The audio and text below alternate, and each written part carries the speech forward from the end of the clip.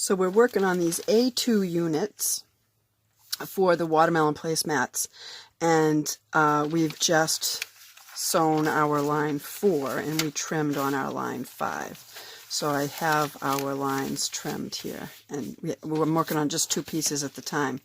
So we've got them stacked.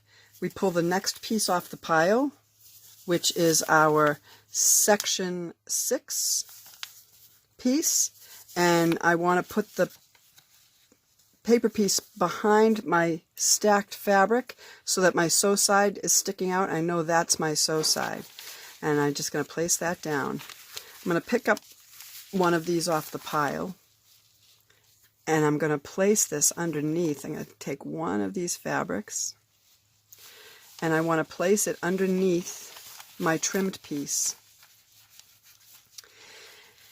And it's going to stick off the paper off the edge here a little bit. It has to make it past this curve, and if I want to make sure it's made it past that curve, I can easily just fold this on the curve, and I can see that there's some hanging out, so I know it's all set. I can also see that the tip of my piece comes way up here, and when I open my paper, I only need to make it this far with it, so I know I'm good there as well. So as long as it's all stacked perfectly and I'm holding it up in the air and I'm grabbing the sandwich so nothing's moving, I can put my thumbs underneath there and open up my paper, and I can secure it. So if I don't want to be using glue, I can just secure it with a pin right on that next stitching line 5. And I can make sure that the pin made it through all the layers, and it did, so that one's all set to sew. And I'm going to pick up the next one and do the same thing. I'm just going to pick this up off the pile, put it underneath my trimmed piece, match my raw edges. I want to make sure that I can get past that curve, and I can. There's a little bit of fabric hanging over there. So I'm going to just stick my thumb underneath the paper there, and I'm going to pinch it nice and tight so nothing moves. So I can open up my paper, and then I can put my pin in to my line 5. And again, I'm holding it underneath with this hand too. I've got my hand going under it, and it's holding all the layers, and I'm pinning my line 5. And I can see that it went through, and it's holding it just fine. So now we stitch line 5. When you place it on your machine, it's good to look underneath and make sure nothing's flipped over. In my case, it flipped, so I have to make sure that everything's lined up nice and flat under there before I actually start stitching. It's easy to make it flop back and forth, and you don't want that to happen.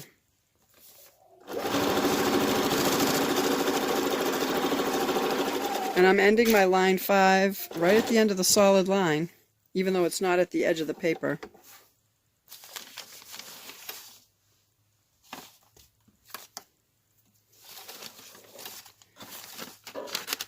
So we placed and we sewed, and now we're going to press these open.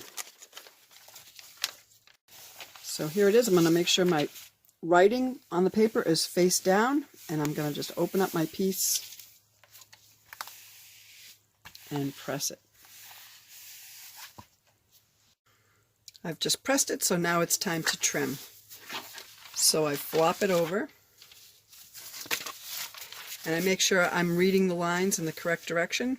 I just sewed line 5, so that means I'm trimming line 6. So I place my template on line 6, fold it toward me, and there's a little bit of stitching you have to tear away from the paper there. Then I use my add a quarter ruler, and I trim away that excess fabric. I leave it folded, and I stack it off to the side. Here's my next one. I'm going to turn it so that I'm reading the paper, and I'm reading line 6, which is the line that I'm trimming. Put my template right on line 6. Tear away that little bit.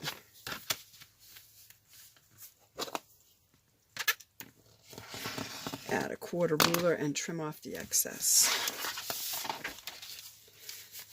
and it just goes on top of the others. So you can do all 6 of them that way. Place, sew, press, trim. That means we're back to place. We have to place the next piece. And the next piece on the pile is our number 7, our section 7.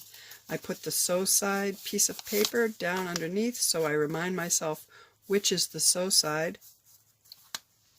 And I just place it near me. I pick up my next piece that I'm going to work on. And now I want these pieces to be on this side. So because they're going to be covering, it's my section 7, so it's covering this. And it doesn't have to come past the paper. It only has to come up to this basting stitch line. So when I place it,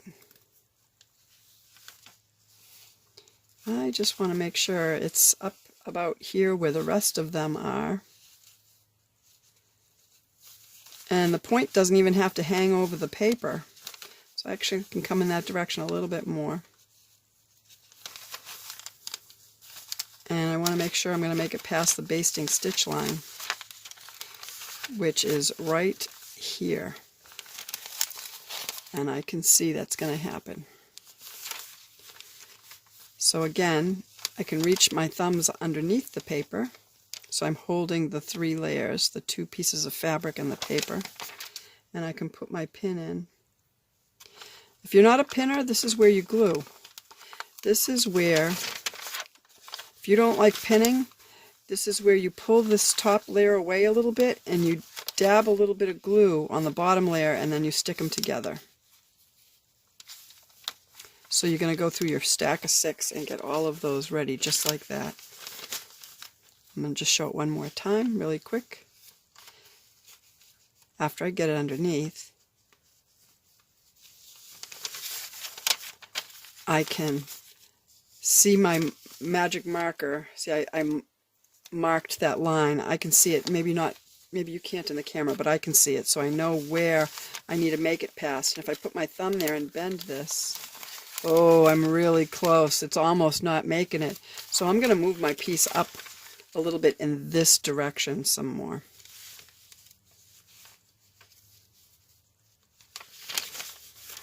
Now I'm going to check that again. Now there's plenty hanging over there.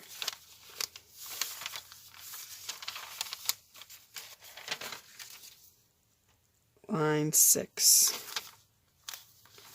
And now I'm going to sew these. Press them and trim them. And I'm going to keep going all the way through all of these till I get to the very last one. Then we'll work on the basting stitch line and our bias strip we have to add and our TRP lines as well. When you've trimmed your last line, line number 16, and you're getting ready to place the last piece, section 17, you'll notice that it didn't say sew side anywhere on that piece. It should say sew side next to the cut line 9. That's your sew side.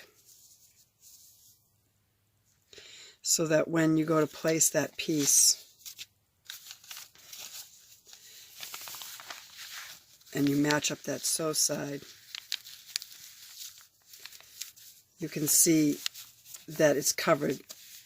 The fabric is covering that extension that sticks out. So just make a note that the sew side on your piece section number 17 is the side that actually says cut line 9. Once you get them all pieced nicely, every single one of those little babies is on there. Look how sweet that is.